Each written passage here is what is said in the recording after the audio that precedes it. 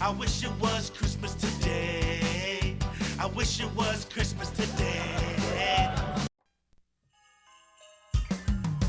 Every day's a Christmas day. Top 5 things, come what may. Reviews, movies, and festive cheer. Join the fun, Christmas is here. It's Christmas every day.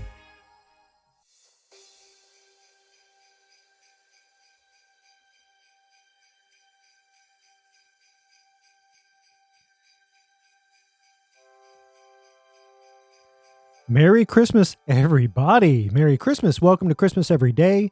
This is the podcast that keeps the spirit of Christmas alive all year long. My name is Troy, and I am your host. Today is October 24th, 2025. It's Friday. It's a nice, brisk morning. And if this is your first time listening, thank you so much for checking in. We really appreciate it. And if you've been here with us before and you're checking back in, really, really appreciate that. Thanks for coming back. And like I said, it's a brisk early morning, and I'm enjoying a cup of Santa's White Christmas coffee from Barney's Coffee and Tea. Now, I'm just an absolute idiot when it comes to different holiday coffees and candles and scents and foods, anything to do with holiday stuff that just delights my senses. I just love it all. And I discovered this coffee, I think 2 years ago in 2023, and it's been my go-to every year for Christmas so far. Ever since. I currently have their new holiday flavor en route to my house, and I can't wait to get that soon. So, Santa's White Christmas by Barney's Coffee and Tea. Fun fact, they keep it in store all year long at Publix. I don't know where else they do it, but I know they keep it at Publix. So going forward, I've got gotten some pretty good feedback on the reaction video that I did for Snowman by Sia. And I'll be doing another reaction over the next week or so to a song that was recommended to me by Ashley from the Christmas Chapters podcast. And now the Christmas Chapters podcast is one that I thoroughly enjoy, and I highly recommend it. So please look her up when you get, wherever you get your podcasts, the Christmas Chapters podcast. And so that reaction video is going to be up on the YouTube channel in, a week or two. And I'll let everybody know here on this show when that's up.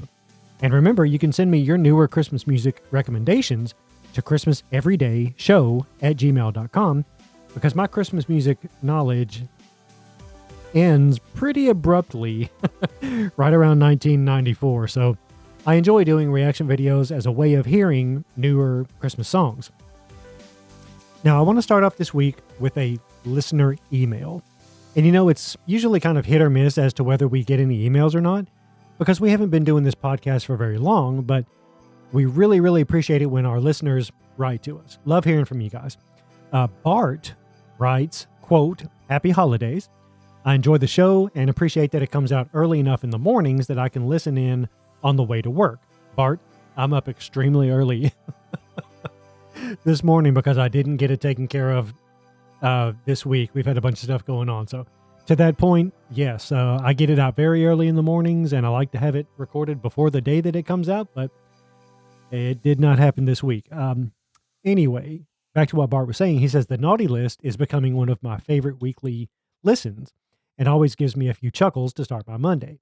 He says, looking forward to the nice list episodes in December, but until then, I have a naughty list suggestion. Merry Christmas from Colorado." End quote. And I'm not going to say what the suggestion is because I'm going to use it on the next naughty list episode. Now, great minds truly do think alike, because I was going to use this one in a few weeks anyway. I'd already come up with the idea, but Bart just gave it to me. So I'm like, oh, okay. So I'm going to put it on the next naughty list that comes out in 3 days, on October 27th instead.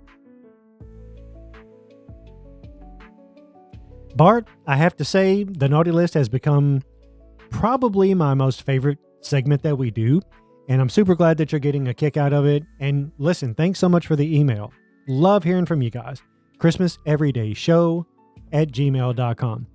And I've got one more small piece of housekeeping, but this is kind of exciting. So SantaUpdate.com, it's a part of the My Merry Christmas Network, And there's a ton of cool stuff there, including the North Pole podcast. Some of you guys might have heard that before. And I've spent some time listening to that, and I enjoyed a lot. But this coming Sunday, the 26th of October, they'll be doing a live chat at 3 o'clock Eastern Time with none other than Santa and Mrs. Claus. How cool is that? I'm going to try to be there to check it out because it looks like it's going to be a lot of fun. They also have a live chat scheduled on Sunday, November 2nd. So a week after this first one. That'll also be at 3 o'clock Eastern. And that's going to be with Bernard the Elf. And for both of these live chats, you can submit your questions for the chat hosts. So it's totally interactive. You can go to santaupdate.com. You can register for free. And while you're at it, go ahead and go to mymerrychristmas.com and get signed up on their forums for the best year-round Christmas content that you can get. There's just so much. Oh my gosh. I'm in mymerrychristmas.com all the time. There's so much cool stuff there. You just never run out. And I never can remember the name of the gentleman that operates it. I think it's Jeff, maybe. Such a good guy. Such a good guy. And he does it all for free. And he does it all because he loves Christmas. You know, he's like us. If you're listening to this podcast, you love Christmas a whole lot. And Jeff does too. And he does a great job over at mymerrychristmas.com. So Santa Update is part of that family. Go check out santaupdate.com. You can talk to Santa and Mrs. Claus this coming Sunday, the 26th of October at 3 o'clock Eastern. Okay, so listen. I feel like it might be time for the countdown. Okay, this is getting exciting. Santa's coming to town! Santa! Oh my God! Santa here? I know him. I know him. So, it is only 62 days until Christmas. Can you believe this? So, it just seems like last week we just turned the 100-day milestone. We just got into the Burr months. And all of a sudden, right now, it's October 24th, and there's only 62 days until Christmas. I'm telling you, it's flying by. We have just a scant 9 weeks, and then the day itself is going to be here. So it's only 1 week until Halloween also. And you know what happens after that? It's full-blown Christmas for 2 straight months after that.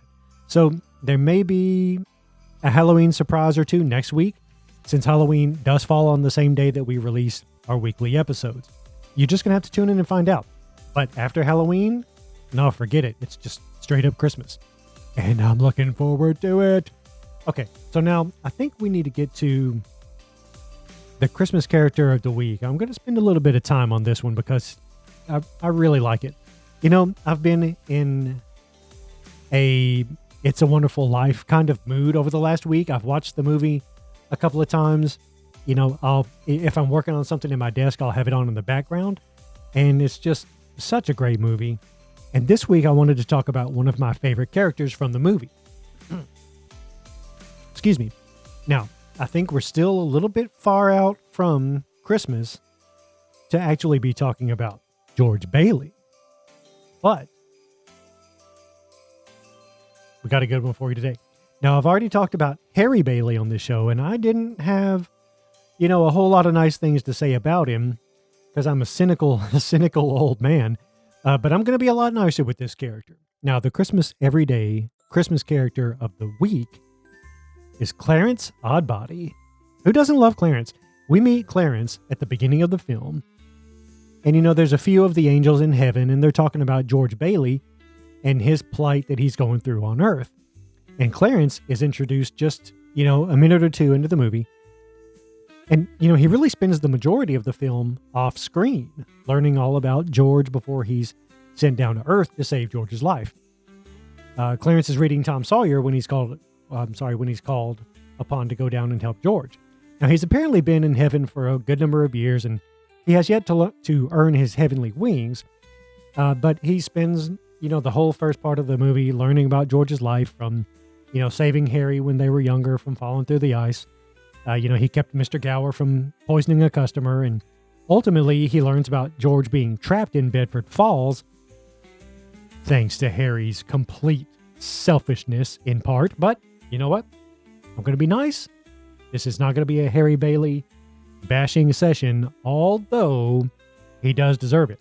Now, when Clarence makes his first appearance on screen, George is standing on the bridge with the snow coming down, and he's contemplating suicide.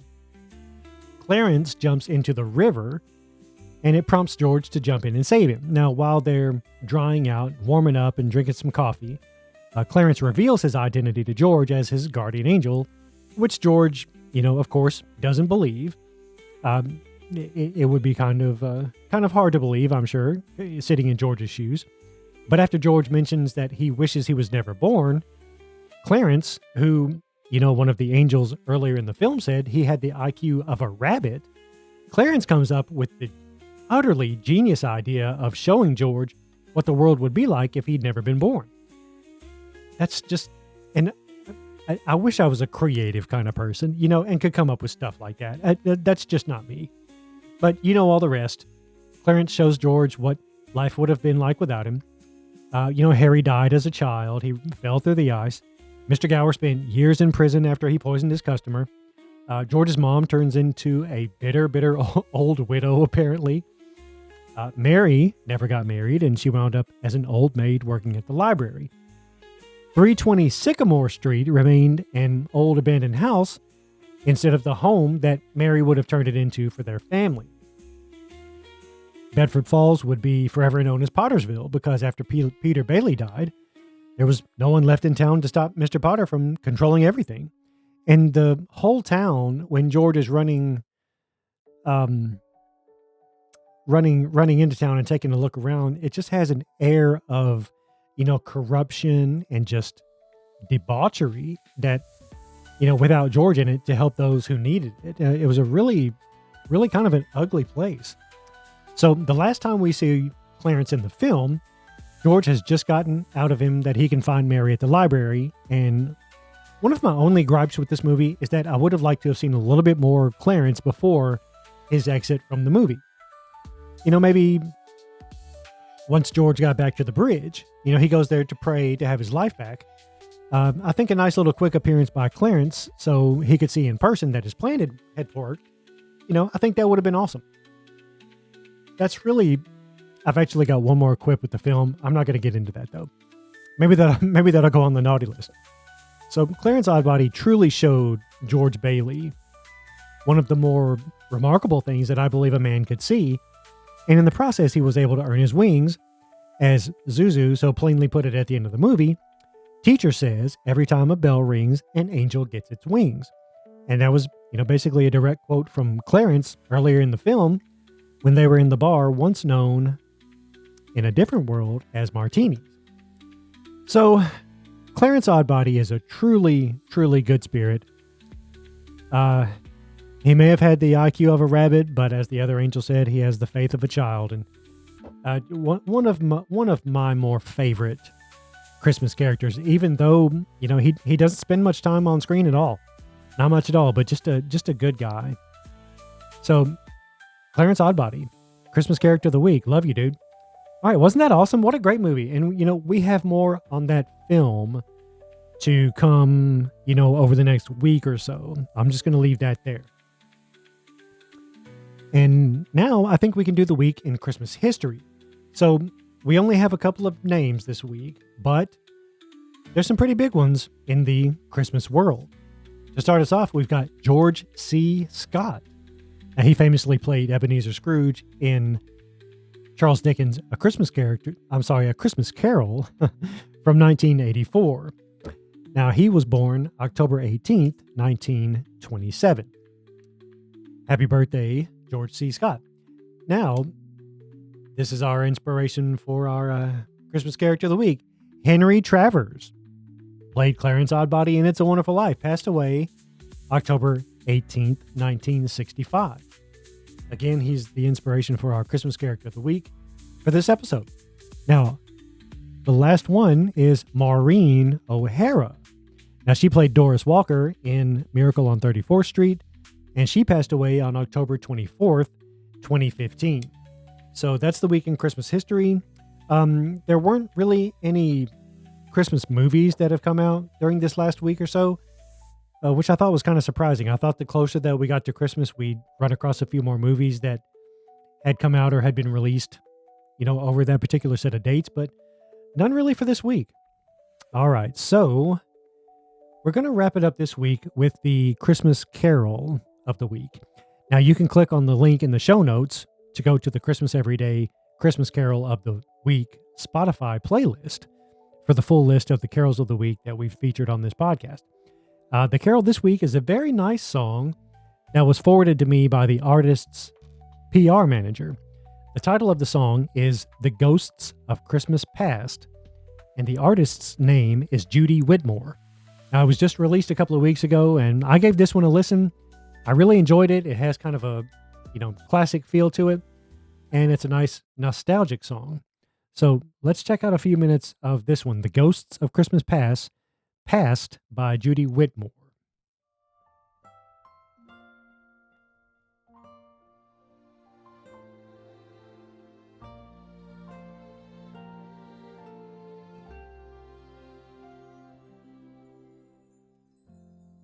Here I am on Christmas morning.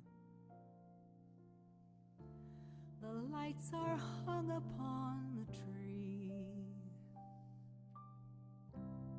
I look around the empty room and feel people I can't see.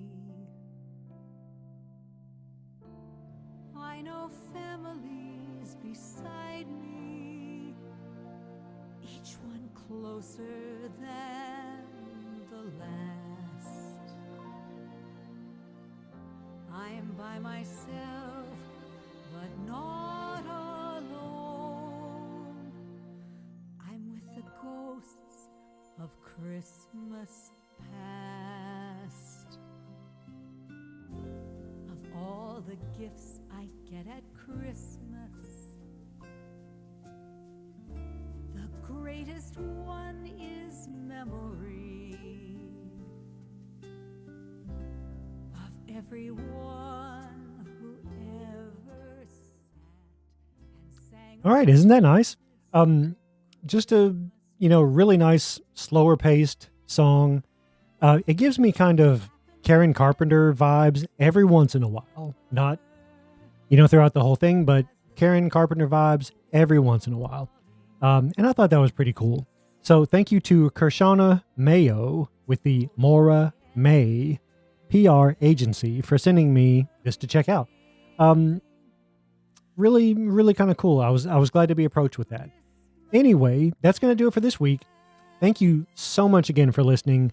Really appreciate it. Don't forget to check out the Naughty List coming out in 3 days from now on the 27th. And until next week, Merry Christmas.